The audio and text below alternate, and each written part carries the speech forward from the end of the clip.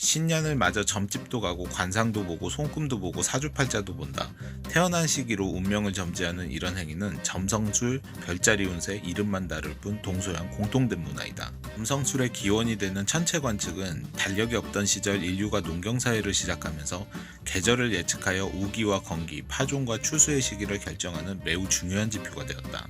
이는 인내심과 고차원적인 패턴 인식 능력을 요구하는 작업으로서 왕조차 천문학자의 예측을 듣고 정세를 결정해야 했기에 고대 사회에서 비를 내리고 바람을 부르는 천문학자의 위상은 마치 미래를 예언하는 예언자, 마법사 혹은 신의 전령사쯤으로 여겨졌을 것이다. 날씨를 예견하여 농사를 풍요롭게 해주는 천문학자의 능력은 필연적으로 사람의 미래도 예측할 수 있을 거란 믿음으로 확산되며, 그렇게 천체 관측은 사주팔자를 비롯한 점성술을 파생시킨다.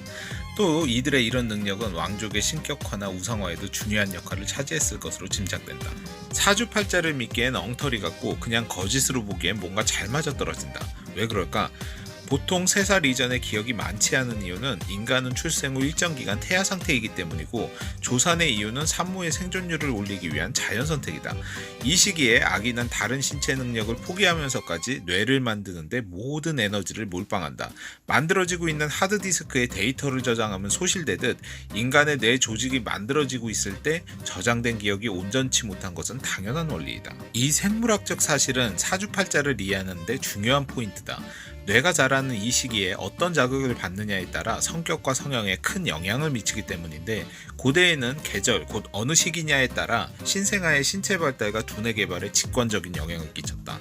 봄에 태어난 아이는 나비도 보고 햇빛도 맞고 식량도 있지만, 겨울에 태어난 아이는 추위에 꽁꽁 싸매져 뇌가 여러 자극을 받을 기회를 잃게 되었던 것이다.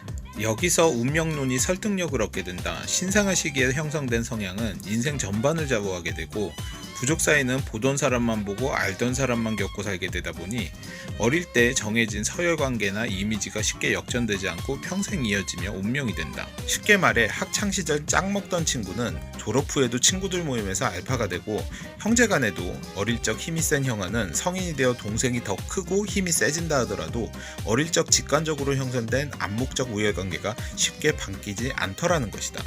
하지만 단지 이런 이유만으로 사주팔자와 같은 점성술 기반의 전개가 신뢰를 얻은 것은 아니다.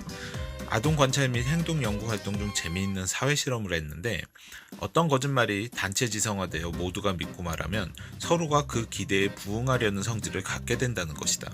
실험은 이러했다. 전문기관에서 보통 아동을 천재인 것처럼 속였더니 주변 사람들이 더 신경을 써주고 관심도가 올라갔으며, 하물며 아이가 잘못을 했을 때도 천재니까 하는 행동으로 이해해주고 영주의 교육을 시키니 실제 성적까지 오르는 결과가 생기더라는 것이다.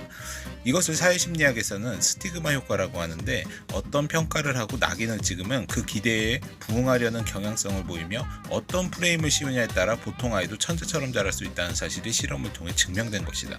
혈액형별 성격도 같은 원리다. 피가 성격을 바꾸는 게 아니라 모두가 그렇다고 믿고 바라는 나의 모습과 성격이 투영되는 것이다. 인간은 사회적 동물이기 때문에. 그렇다면 어떤 단체 지성이 한 생명을 악으로 여긴다면 어떻게 될까? 옛날 사람들은 손을 보면 직업이 보인다. 옷을 보면 계급이 보이고 얼굴에 주름을 보면 성격이 보인다. 이건 점쟁이라서가 아니라 관찰력만 있으면 누구나 볼 수 있다.